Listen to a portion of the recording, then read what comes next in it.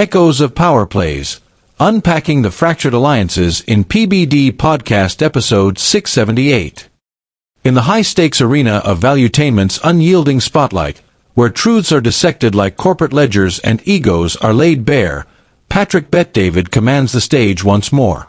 It's early November 2025, mere days after a contentious New York mayoral election and amid the frosty afterglow of a fragile Gaza ceasefire, and episode 678 of the PBD podcast drops like a gauntlet. Titled, Obama Bails on Mamdani, Trump on 60 Minutes and the Roast of Bibi Netanyahu, this 1-hour 45-minute whirlwind, uploaded to YouTube on November 2nd, features the core home team lineup. PBD at the helm, financial sage Tom Ellsworth crunching the subtext, comedian Vinny Oshana lobbing satirical grenades, and real estate sharp Adam Sosnick, filling in for Brandon Aceto. Trading barbs with the precision of a deal closer. No marquee guest this round. It's pure panel fire, a rollicking autopsy of democratic disarray, presidential bravado, and Middle East maneuvering. True to form, the vibe is electric. Interjections fly like confetti, laughs undercut the gravity, and the conservative undercurrent simmers, framing these stories as symptoms of a woke elite unraveling under Trump's shadow. The episode opens with a bang on the first topic, Obama bails on Mamdani, a phrase that captures the panel's gleeful schadenfreude over what they dubbed the ghosting herd round the Hudson. Zohran Mamdani, the 33-year-old Uganda-born Democratic Socialist and New York State Assemblyman turned NYC mayoral frontrunner, had been riding high. Polls showed him surging past rivals like Andrew Cuomo, the scandal-scarred ex-governor mounting an independent bid, and Republican Curtis Sliwa, buoyed by a youthquake of progressive voters furious over Trump's deportation raids and federal funding threats to sanctuary cities. Mamdani's platform, universal rent control, Green New Deal for Gotham, and a 5 boroughs against Trump tour, painted him as Obama's ideological heir, a fresh-faced fighter against the MAGA machine. But on October 31st, whispers turned to headlines. Despite a Saturday phone call where Obama praised Mamdani's impressive campaign and offered to be a sounding board post-victory, the former president conspicuously skipped a cross-river rally in Newark to stump for New Jersey's Mikey Sherrill. No endorsement materialized, even as Mamdani's camp, led by Obama alum Patrick Gaspard, spun it as standard neutrality on local races. PBD seizes this as Exhibit A in the Democratic Party's civil war, crowing, Barry's too smart to hitch his wagon to a socialist who wants to seize landlords' buildings. That's code for eating the Obama's donor class alive. Oshana piles on with a spot-on impression of Mamdani crying into his falafel over the snub, while Sosnick ties it to broader fractures. Mamdani's DSA roots and anti-Israel stances. He's called for BDS and boycotted AIPAC fundraisers, alienate the party's centrist old guard, especially with Trump's Gaza peace deal still teetering. Ellsworth adds fiscal bite, noting Mamdani's $15 minimum wage push could spike NYC's $100 billion plus budget deficits amid Trump's 10% tariffs inflating import costs. The panel mocks the spin. Guardian hails it as a polite gesture, New York Post screams refusal, but lands on a prescient red. This non-endorsement signaled doom.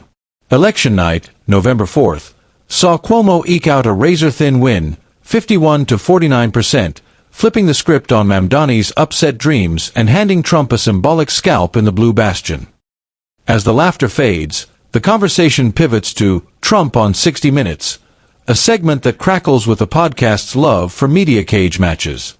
It's Trump's first sit-down with a CBS stalwart in 5 years, a 90-minute Mar-a-Lago marathon with Norah O'Donnell on October 31st, boiled down to 28 broadcast minutes and a full transcript dropped the next day.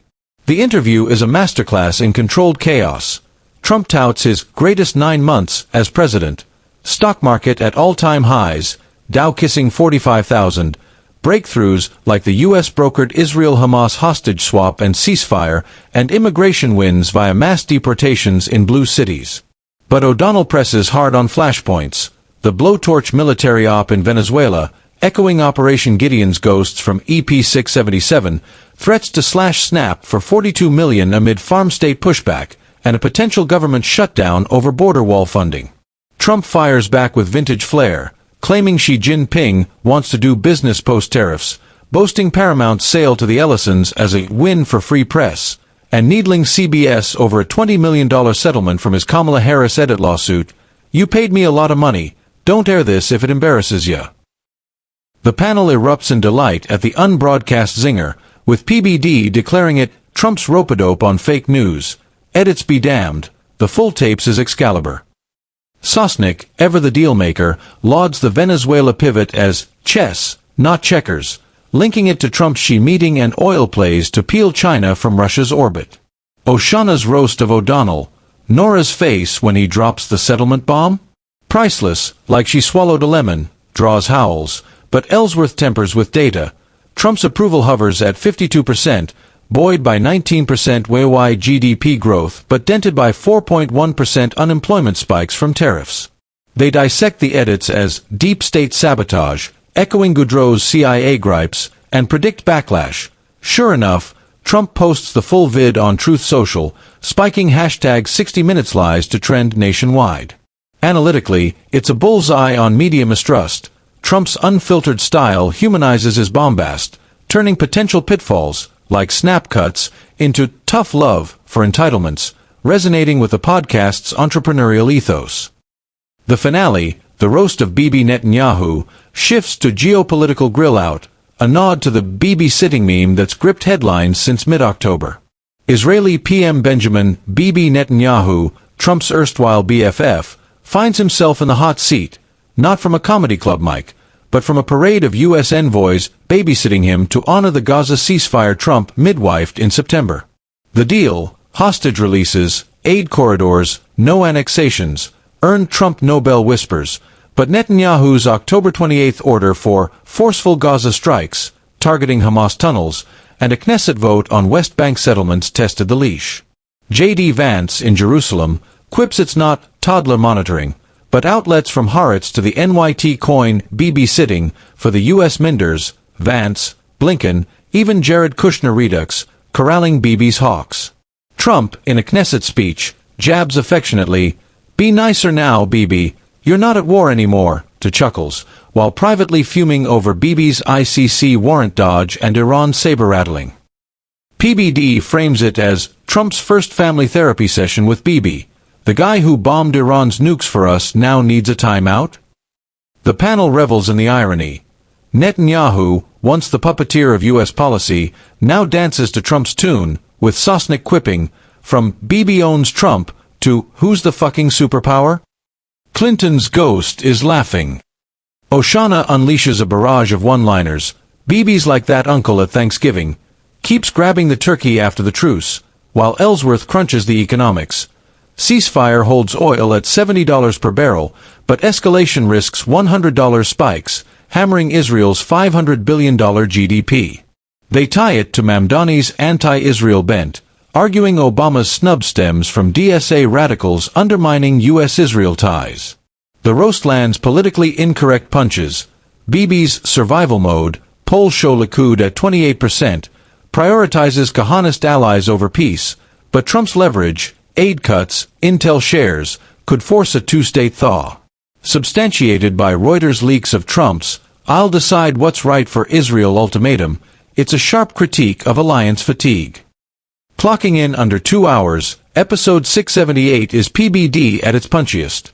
Timely hooks into the November 4th NYC upset, foreshadowed brilliantly, media metadrama, and Mideast realpolitik, all laced with humor that doesn't pull punches.